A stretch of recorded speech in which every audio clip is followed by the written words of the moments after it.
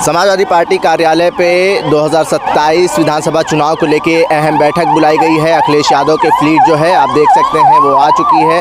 तमाम जो राष्ट्रीय स्तर के पदाधिकारी हैं, प्रदेश स्तर के पदाधिकारी हैं, वो इस बैठक में मौजूद हैं। आप देख सकते हैं अखिलेश यादव जो हैं वो अपनी फ्लीट के साथ अब अंदर जा रहे हैं और तमाम जो नेता हैं वो अंदर पहले से मौजूद हैं। 27 की चुनाव को लेकर रणनीति बनेगी और किस तरीके से समाजवादी पार्टी काम करेगी इसको लेके आज चर्चा करी जाएगी। तमाम जो पदाधिकारी हैं वो मौजूद हैं। आप देख सकते हैं अखिलेश यादव अंदर जा चुके हैं और तमाम जो नेता हैं वो पहले से ही अंदर मौजूद हैं और आज एक बड़ी बैठक करी जा रही है। अखिलेश यादव के नेतृत्व में ये बैठक हो रही है और तमाम जो पदाधिकारी हैं वो इस बैठक का हिस्सा बने हैं और क्या कुछ चीज़ें जो हैं वो इस बैठक में चर्चा का विषय बनेंगी वो ये साफ़ हो चुका है कि पीडीए के मुद्दे को लेकर समाजवादी पार्टी आगे बढ़ रही है और तमाम जो नेता हैं वो पीडीए चौपाल लगा रहे हैं और तमाम बूथ स्तर तक वो अपने संगठन को मजबूत कर रहे हैं। तमाम जो पदाधिकारी हैं वो अंदर मौजूद हैं। कुछ ही देर में बैठक शुरू होगी और चर्चा जो है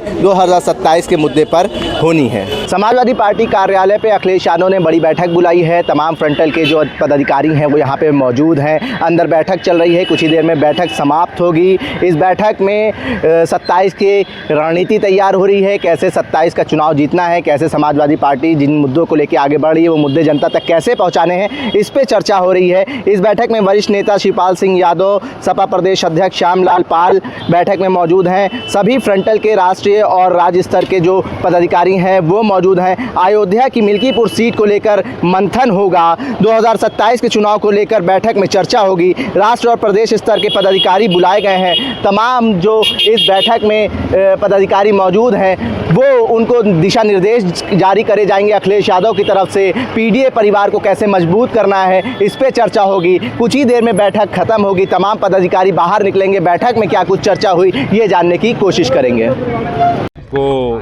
ये बैठक की है और बैठक करके उन्होंने जो है फ्रंटल संगठनों को मजबूत करने पर जो है काफ़ी बल दिया है और फ्रंटल संगठन को मजबूत करने के बाद जो है फिर उन्होंने जो है आगे का कदम क्या होगा उस पर निर्णय लेंगे जो है।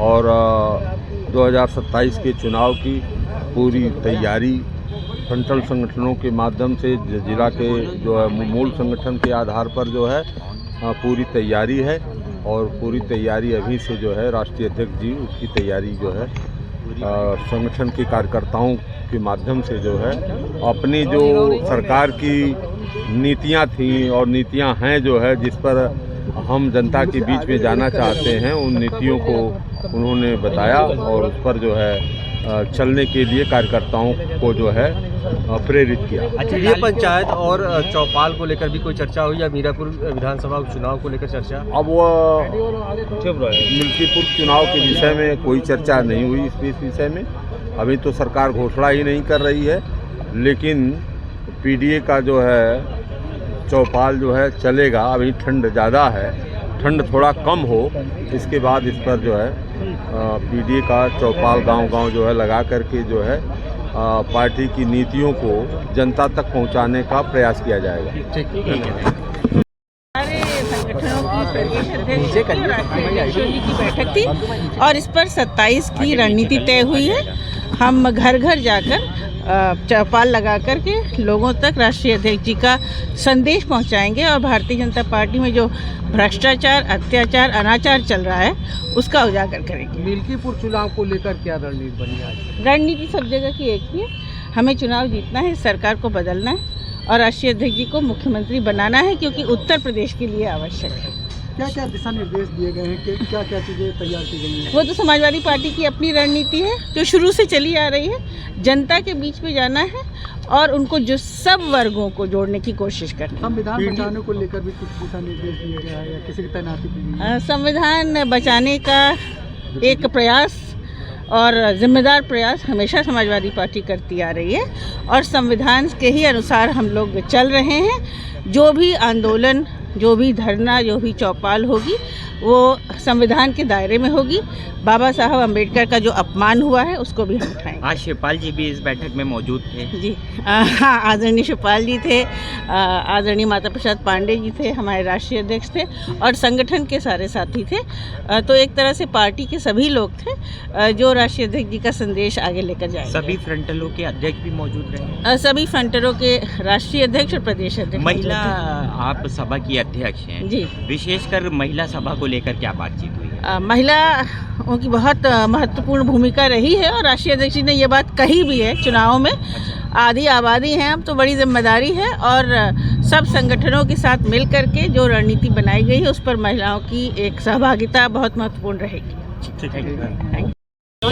आज बैठक हुई है राष्ट्रीय अध्यक्ष जी के नेतृत्व में, क्या दिशा निर्देश दिए गए? देखिए, समय समय पे समाजवादी पार्टी के जो संगठन है उनकी बैठक समय समय पे माननीय राष्ट्रीय अध्यक्ष जी लेते रहते हैं और आज फ्रंटल के अध्यक्षों की बैठक हुई। रणनीति कोई टीवी और चैनल पे बताने की आवश्यकता नहीं है, लेकिन ऐसी पुख्ता रणनीति बनी है जिसमें जिस तरीके से 24 में बीजेपी चारों खाने चित हो गई, आईसीयू में पहुंच गई और 27 में बीजेपी वेंटिलेटर पे होगी और बीजेपी हारेगी, हटेगी और माननीय अखिलेश यादव जी पूर्ण और प्रचंड बहुमत के मुख्यमंत्री बनेंगे और पीडीए के नारे को सशक्त करेंगे और संविधान पे हमलावरों को और संविधान विरोधी लोगों को गद्दी से हटाने का काम करेंगे।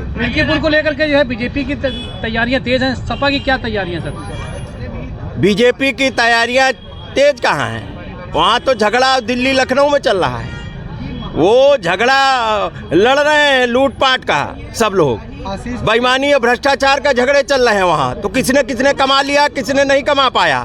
तो यहाँ तो लूट मची है, बीजेपी और योगी और मोदी सरकार में सब लूट रहे हैं।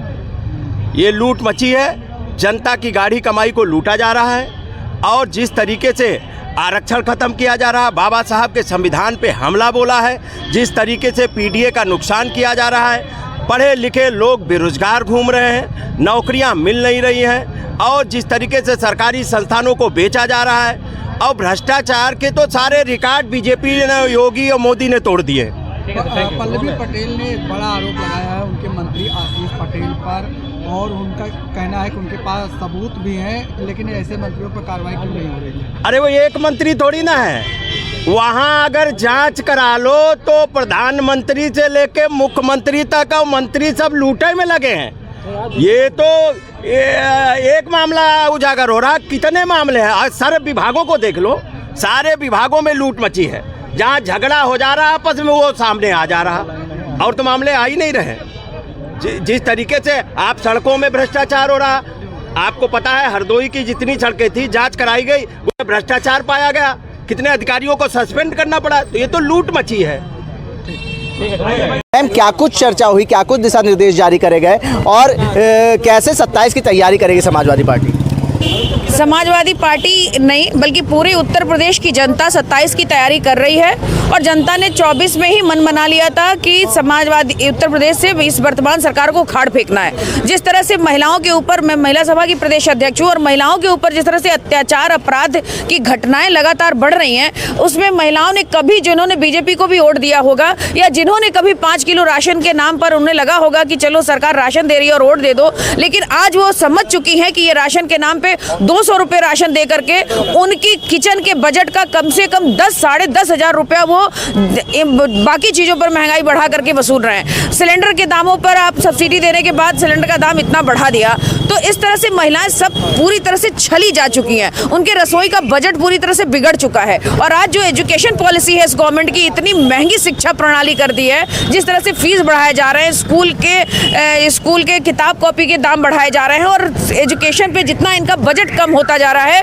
इस तरह से जो महिलाएं अपने बच्चों का इस महंगाई में भी पेट काट करके अपने बच्चों को बीटेक, एमटेक या चाहे कोई डिग्रियां दिला दें, लेकिन उन बच्चों को सरकार नौकरी नहीं दे पा रही है। तो महिलाएं पूरी तरह से मन बना चुकी हैं कि उत्तर प्रदेश में समाजवादी पार्टी की सरकार लानी है। समाजवादी पार्टी का महिला संगठन पूरे प्रदेश में बहुत मजबूती से काम कर रहा है, लेकिन आम घरों में बैठी हुई महिलाएं भी आज समाजवादी पार्टी के साथ हैं। उन महिलाओं को आज ये लगता है, सब पढ़ी लिखी महिलाएं और आप जैसे लोगों के चैनल के माध्यम से वो हर एक छोटी बड़ी खबरों को समझती हैं, जानती हैं। आज एनसीआरबी की रिपोर्ट के हिसाब से उत्तर प्रदेश में सबसे ज्यादा महिला अपराध बढ़ा है, और ये सरकार जो बेटी बचाओ बेटी पढ़ाओ का नारा देके आती है, जो महिला अभिनंदन बंधन और कौन कौन से बिल पास करती है महिलाओं के फेवर में, ये केवल दिखावा है और कुछ भी नहीं है। मोदी जी के संसदीय क्षेत्र से मैं आती हूँ, वहां भी आए दिन महिलाओं के साथ रेप और हत्या की घटना होती चली जा रही है। तो ये सारे के सारे उनके दावे, उनके वादे हर तरह से बेकार है, फेल्योर है। ये सरकार पूरी तरह से फेल्योर है, और समाजवादी पार्टी की सरकार के लिए पूरी जनता हर तरह से मन बना करके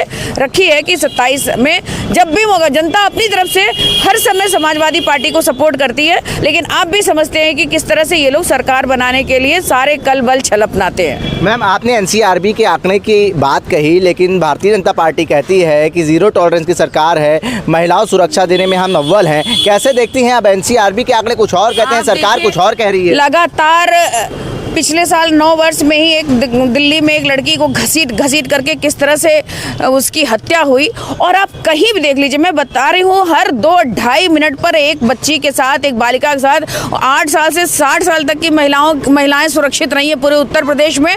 तो महिलाओं के ही दिल से पूछिए, एक महिला की रसोई में चले जाइए, वो इतनी परेशान है। यहाँ के कृषि मंत्री कहते हैं कि दाल 100 रुपये से केजी से ऊपर नहीं है, और आज रहर की दाल 160 रुपये 80 रुपये से नीचे नहीं है। तो जब कृषि मंत्री जो उनको इस महिलाओं के बारे में पता नहीं है, उनको अपने विभाग के बारे में पता नहीं है, तो इस सरकार को किसी चीज़ के बारे में, महिलाओं की जो वास्तविक स्थिति आज है, चाहे वो अपने बच्चों को लेकर के, पढ़ाई को लेकर के, चाहे रसोई के बजट को लेकर के, चाहे किसी भी मामले में महंगाई को लेकर के, आज वो उनको ज़मीनी हकीकत नहीं पता है। इन्हें लगता है कि जब भी इलेक्शन आएगा तो ये हिंदू जाति पाति की बात करेंगे, हिंदू मुसलमान की बात करेंगे और चुनाव जीत लेंगे।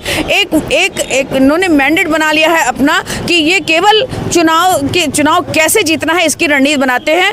आज महिलाओं से जुड़ी, चाहे वो आंगनबाड़ी हो, चाहे वो आपकी सखी समूह हो, चाहे वो आशा बहुएं हो, वो सारी परेशान है। मैं कई जिलों में जाती हूँ, आशा बहुएं 8-8, 10-10 महीने से उनको सैलरी नहीं मिल रही है। सखी समूह की महिलाएं कहती है कि उन्हीं का पैसा लेके उन्हें किस तरह से चला जा रहा है, और उनको सरकारी कामों में एंगेज किया जाता है। सभी महिलाएं जो किसी भी पेशे से जुड़ी हैं, आज उनको सरकार के वोट दिलाने के लिए सरकार के तंत्र के रूप में उनसे काम लिया जा रहा है, और उन्हें उनकी जो सैलरी भी है, उनको जो हक है वो भी नहीं दिया जा रहा है। तो किसी भी पेशे से जुड़ी हुई महिलाएं आज जो शिक्षा, अभी आप यहीं चले जाइए लखनऊ में जहां पर 159,000 जो भर्ती हुई है, उसमें जो अनियमितता भर्ती है, उसमें 5900 महिलाएं आज भी छोटे छोटे बच्चों को लेकर के पिछले 5 सालों से धरना दे रही हैं। कहीं आंगनबाड़ी की महिलाएं धरना दे रही हैं, कहीं सखी समूह की महिलाएं धरना दे रही हैं, कहीं ये जो बीएलओज हैं, जितनी, मैं अभी चुनाव में थी, एक बीएलओ हमारी बहन बता रही थी कि डीएम उनको बुला के कह रहा है कि आपको वोट भाजपा पे दिलाना है। तो इस तरह से जो प्रेशर पॉलिटिक्स कर रहे हैं ये लोग, महिलाओं को खास तौर से इन्होंने टारगेट किया हुआ है। तो महिलाएं आज अच्छी तरह से समझ रही हैं कि इनको किस तरह से सत्ता से बाहर करना है, और वो वक्त आएगा 27 में जरूर आएगा कि जब ये सत्ता से बाहर होंगे। बहुत शुक्रिया मैम बात करने के लिए। रिभू श्रीवास्तव समाजवादी पार्टी महिला सभा की प्रदेश अध्यक्ष है। इन्होंने कहा है उत्तर प्रदेश की महिलाएं महंगाई और बढ़ते महिला अपराध से त्रस्त हैं, और आने वाले 2027 विधानसभा चुनाव में बदलाव महिलाएं लाएंगी। उल्टा चश्मा के लिए आकिब मिराज खान, लखनऊ।